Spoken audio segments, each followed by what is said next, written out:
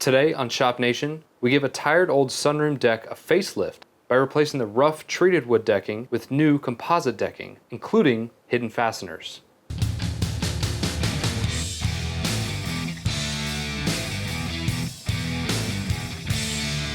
What's up you guys, I'm Travis, this is Shop Nation. And because the weather is beautiful outside, I decided we're gonna do an outdoor project. We're gonna be redecking the sunroom on the back of our house. Now this is essentially just a screened in porch, so if you've got an outdoor deck, everything I'm going through today would be applicable there as well. So one of the many selling points of this house is this sunroom. My wife and I wanna convert this into sort of an outdoor living room, but as I mentioned, it's basically just a screened in porch with two doors. And the only real issue with this room, however, is the decking itself. Now this is treated wood that was, I'm guessing, installed originally when the house was built in 1999. And what I want to do is replace it with composite decking. And there's two reasons for that. The first of which is it will eliminate splinters. You see, we want to walk out here barefoot a lot. We've got a 2-year-old now, and some of these boards have some rough edges that could cause some issues. So the composite decking obviously doesn't splinter, so that's going to solve that problem. The second issue, and really it's more of a pet peeve than an issue, is that you can see all the fasteners on this existing decking. Now some of those are raised from the board itself, so again, the barefoot issue. So with the composite decking, I'm gonna use hidden fasteners, which brings us to the sponsor of this video, which is Craig Tool.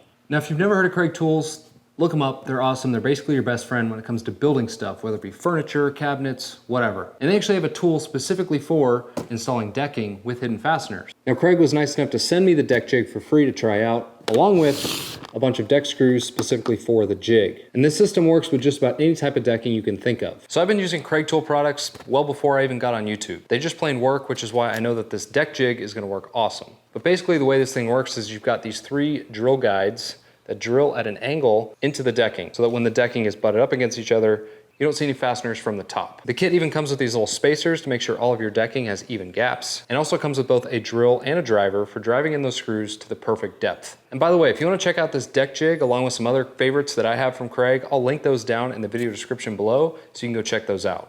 Now the advantage of replacing existing decking is that I've already got a template to work from. This means that any of the edge pieces that have weird cutouts for things like trim or doorways, I can just replicate on the new decking. So the first thing I need to do is rip up all this existing decking, which I'm gonna try not to destroy because I wanna use it for maybe a future project. Hashtag holy wood prices, but I wanna pay special attention to the edge pieces I can use as a template to make my life easier.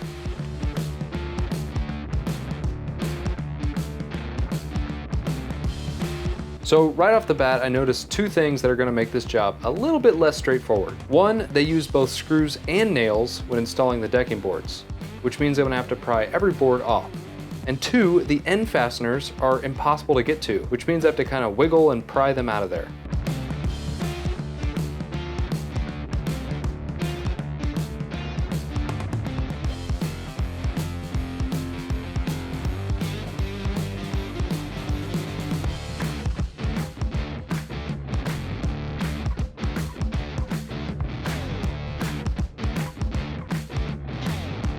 And here's where I first realized the edge pieces were actually gonna be really tricky to remove. I mean, this thing is hardly budging. Now for things like strip screws or buried nails, I had to break out the reciprocating saw to cut through them from underneath.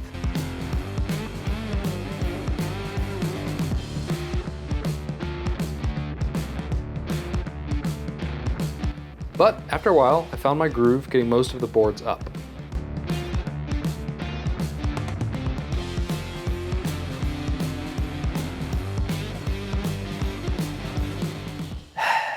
So yeah, remember I was talking about keeping the edges pristine so that I can transfer that to the new decking?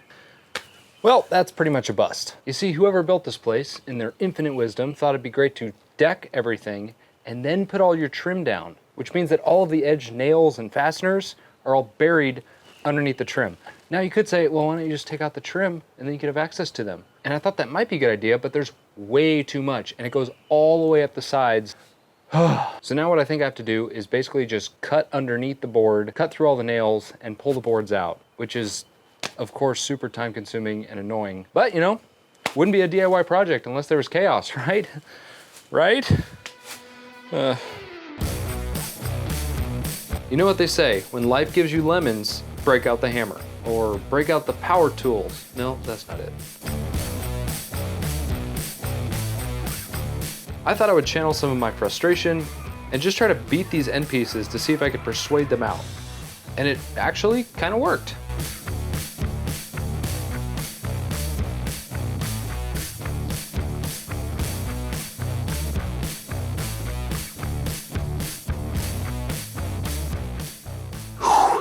Okay, so with that, the deck deconstruction or deckstruction, whatever the heck you want to call it, is now done. And by far, the hardest part was getting all those edge pieces out from underneath the trim. Anyhow, now would be the time where I could just throw on some composite decking, we'll wrap up the video, and we'll all go on our merry way. It turns out that for conventional decking, at least when this house was built, code was 24-inch on-center floor joists. When you're using composite decking, most brands do not allow 24-inch spacing on the joists. Now, I really contemplated just rolling with it. How bad could it be? But I'm also a proponent of doing things right.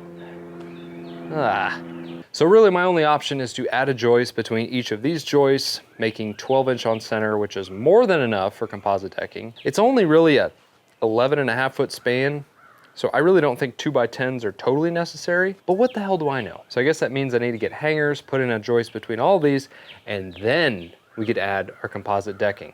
It turns out that a quick reference to a joist spacing chart showed me that I can actually get away with using 2x8s instead of the installed 2x10s. And with today's lumber prices, that's a savings of $596,000. I am all ears for more efficient ways to install joist hangers. I'm using a piece of scrap 2x8 to make sure my top edge is flush with the existing joists. This worked okay, but it just seemed like it took forever.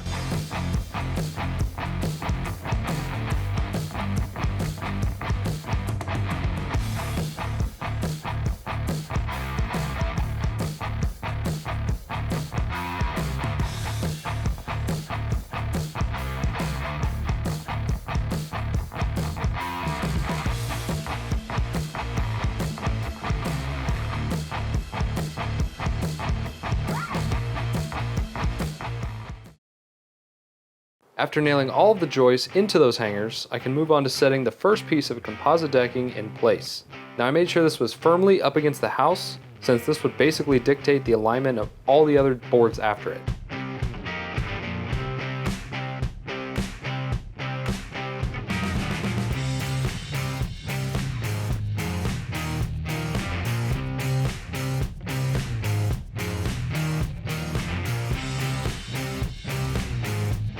I created a pattern of 24-inch length changes between neighboring boards. Don't be a complete dingleberry and line up all of your joints.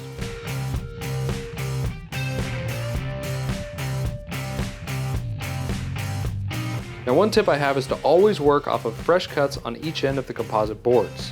Yes, it means you make 2 times the cuts, but your joints will look much better later.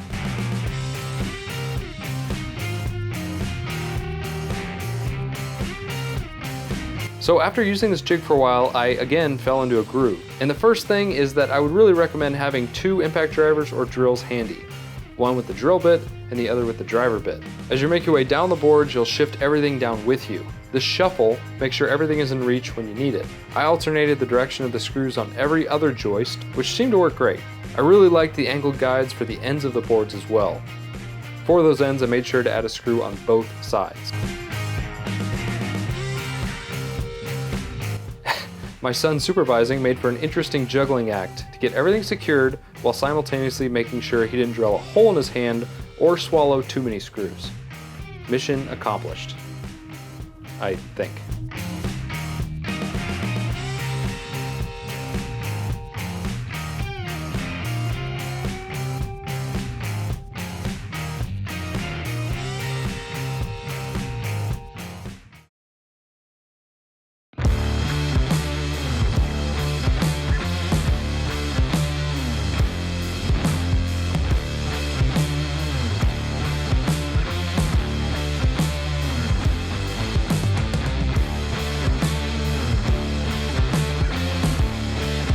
And that is a wrap. Now just a quick reminder, if you saw a tool or material that you saw me use that you're interested in, I'll try and link those in the video description below, so go check those out. If you were gonna do any kind of decking project, I would highly recommend the Craig deck jig. It came in super handy. I love how you can't see any fasteners. I just think it turned out really good. I appreciate each and every one of you for watching. If you're new here, consider subscribing. If you enjoyed the video, hit the like button. and then tell me what you thought about the project down in the comments. Or cite some local building code and tell me how I did it wrong. If you've got an outdoor project, enjoy this nice weather, get out there and do it. I'll catch you guys on the next project, and until then, continue to pursue shop greatness.